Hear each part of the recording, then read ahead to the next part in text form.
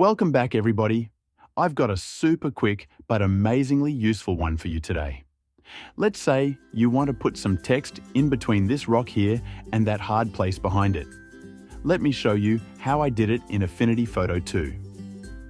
I'm going to start by clicking on the Selection Brush tool on the left-hand toolbar. I'll paint over the rocks in the foreground. To make my brush head bigger or smaller, I can click on the left or right square bracket keys. Once I have a decent selection of the rocks, I'll click on Refine from the top toolbar to get the fine details. You can see the red on the rocks where I over-selected.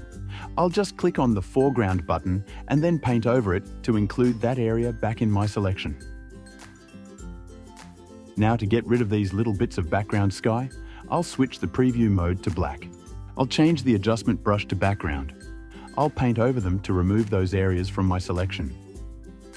To get to the tiny details with my brush, I'll just click the left bracket key a few times to make my brush head tiny.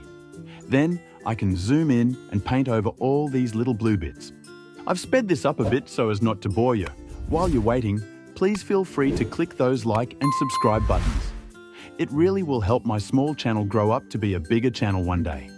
Alright, now that I have a pretty detailed selection, I'll change the output to a new layer with Mask.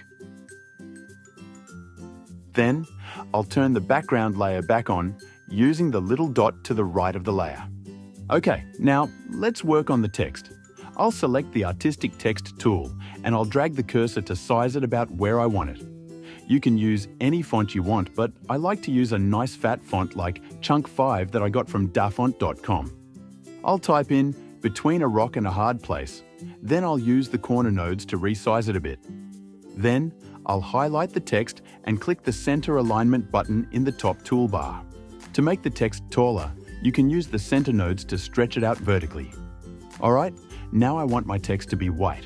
So I'll highlight the letters, click on the color box in the top toolbar and use the color wheel to change it to white.